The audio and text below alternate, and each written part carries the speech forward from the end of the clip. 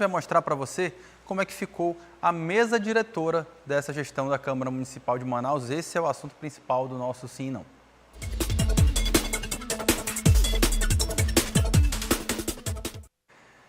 Eu vou primeiro voltar um pouquinho no tempo aqui para contextualizar algumas coisas para quem de repente não acompanha tão de perto a Câmara Municipal de Manaus. Arredondando, vai há 2 anos, basicamente depois das eleições de 2022, né, iniciando ali 2023, a gente começou a ver um certo desmanche daquela base do prefeito Davi Almeida na Câmara Municipal e metade, basicamente, da Câmara acabou rumando para o lado do governador Wilson Lima.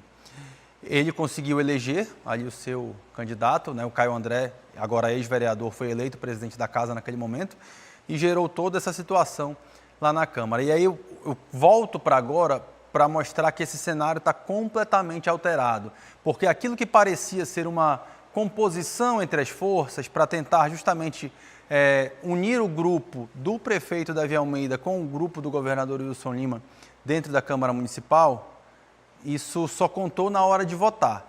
Na hora de formar a mesa diretora, o que a gente vê é um grupo majoritariamente formado por aliados do prefeito Davi Almeida. Então ele consegue aí uma vitória política, sendo que ele passou ali 2 anos enfrentando uma oposição muito forte dentro da Câmara Municipal. Vou colocar aqui a imagem dos eleitos, dos escolhidos para a mesa diretora, para você ter essa percepção junto comigo, né? O presidente Davi Reis, né, não precisa nem falar. É do Avante, do partido do prefeito, comandou a casa em 2 anos que o prefeito não teve problemas na sua relação com a Câmara Municipal. O primeiro vice-presidente é Jander Lobato. Jander é um aliado de primeira hora do prefeito Davi Almeida. O irmão dele, o Jander Lobato, é diretor-presidente da Manaus Cult e ele também é muito ligado ao Saulo Viana, deputado federal licenciado agora, que assumiu a Secretaria Municipal de Assistência Social. Então mostra que aqui a primeira vice-presidência também é do grupo do prefeito Davi Almeida. Aqui a gente tem o Raulzinho, né, o segundo vice-presidente.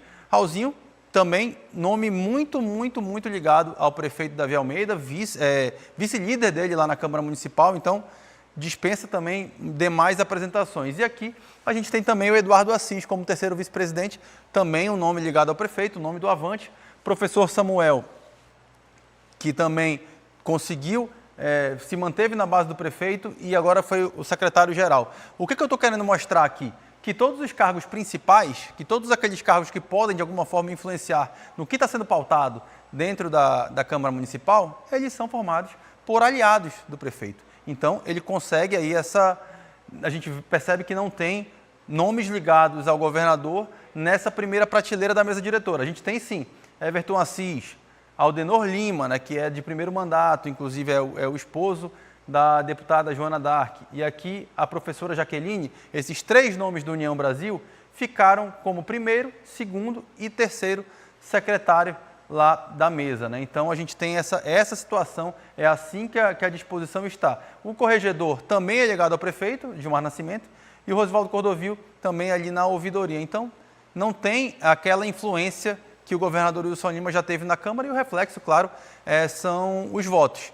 E aí, depois de explicar isso tudo para vocês, eu quero puxar ali uma fala, né, do vereador Rodrigo Guedes, que se candidatou ali muito para marcar uma posição, muito para ter uma candidatura diferente de Davi Reis, e ele fala ali na entrevista que ele concedeu, e a gente mostrou agora para vocês, que o Coronel Rosses não votou na nossa candidatura, mas fará parte dessa bancada independente. Eu, sinceramente, achei bem curioso o fato da gente ter um vereador que se diz independente, que vai entrar ali como oposição, e não vota na única chapa de oposição. Ele falou sobre isso ontem e aí a gente vai colocar aqui na tela a explicação dele para vocês.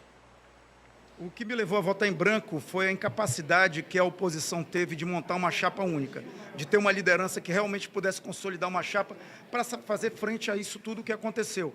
Eu fui procurado há poucos dias pelo vereador Rodrigo Guedes, 3 dias atrás, em que ele me mostrou a possibilidade de montar uma chapa, mas a gente percebeu ali que era uma candidatura de protesto. E assim como uma candidatura de protesto, o meu voto em branco também foi de protesto. Por quê? Porque a oposição ela foi incapaz de consolidar um nome, consolidar um grupo ali que pudesse realmente, nesse momento agora tão importante, poder fazer esse contraponto à prefeitura que hoje vai ter praticamente autonomia e hegemonia para fazer o que quiser. Está aí a justificativa do vereador Coronel Rossi, vereador de primeiro mandato, vereador do PL, dizendo aquilo que a gente já vinha falando com outras palavras, né? Eu tenho falado aqui há alguns dias que a candidatura do Rodrigo Guedes é uma candidatura para marcar posição, e aí ele resume de outra forma, uma candidatura de protesto, que também tem ali basicamente o mesmo significado político, e aí ele fala, meu voto em branco também é de protesto, né? Então está aí registrada essa situação que eu considero inusitada, já que outros pares dele ali, que são do PL também, que são do mesmo partido, acabaram votando aí junto com o Rodrigo Guedes, cito aí, claro, o Salazar, né, Sargento Salazar, e também o Capitão Carpê, que acabaram votando no Guedes. O Coronel Rossi manteve uma postura independente dos independentes, digamos assim. Achei curioso para fazer esse registro. Agora a gente volta para um ponto, ainda nesse assunto, mas que é um ponto que eu acho que precisa ser observado. Você que acompanha aqui a Crítica Notícia, sabe que lá atrás, quando o vereador Davi Reis já era presidente da casa, em diversos momentos a gente fez críticas ali, algumas situações polêmicas. Vou citar aqui a construção do anexo / Puxadinho, como ele ficou conhecido na época, né, que era um prédio de 32 milhões de reais que seria construído pela Câmara Municipal naquele momento. Teve outras situações do aluguel de picapes, o tal do kit selfie. Tudo isso a gente trouxe aqui, né, no A Crítica Notícia, quando ele era presidente da Câmara Municipal de Manaus. O aumento do cotão também, que naquela época saiu de 18 mil para 33 mil, tudo isso na gestão do Davi Reis, né? Pois bem, uma outra coisa que ficou muito marcada nesses últimos 2 anos foi a sua pouca presença em plenário. Isso também a gente sempre falou por aqui, né?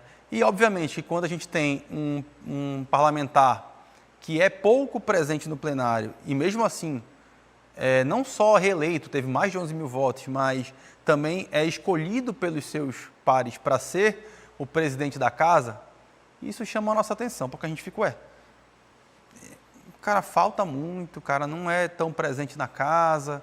Quando era presidente, quem comandava as sessões era o vice-presidente, o Wallace Oliveira, que a gente chamava aqui de carregador de piano ali na Câmara Municipal. Ele também falou sobre isso, deu uma justificativa que, pelo menos para mim, não foi muito convincente não. Bora colocar aí na tela. A questão de presença na Câmara é uma coisa importante, mas ela não é vital. O vereador ele é um ser humano, igual a todo mundo. Nós enfrentamos problemas, eu tenho um problema de hipertensão que eu não preciso tornar público para que nós possamos ter as nossas ausências. Ninguém falta porque quer.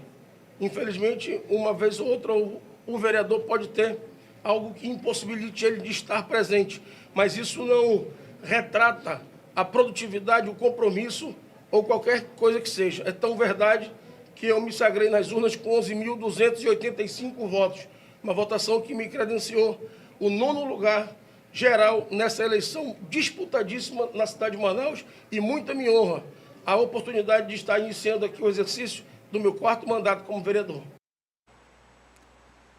Só para deixar claro aí, quando ele falou de uma vez ou outra, pelos dados do SAPL, quase 20% das sessões, né, que o vereador Davi Reis não comparece. E não dá para a gente dizer que um vereador ele é um ser humano de fato, mas não como qualquer outro, porque a gente sabe que o vereador, no plenário, ele só tem a obrigação de estar ali 3 vezes por semana, né, e por 3 horas. Então, não é bem como qualquer ser humano, assim, não, um ser humano normal ele trabalha um pouquinho mais, não pode não justificar uma falta, né? Então, assim, é bem diferente, a relação é bem diferente, né? Eu até comentei hoje de manhã, participei do Manhã no Ar, que eu acho que é importante, por mais que tenha sido uma condução unânime, eu vou dizer assim, né?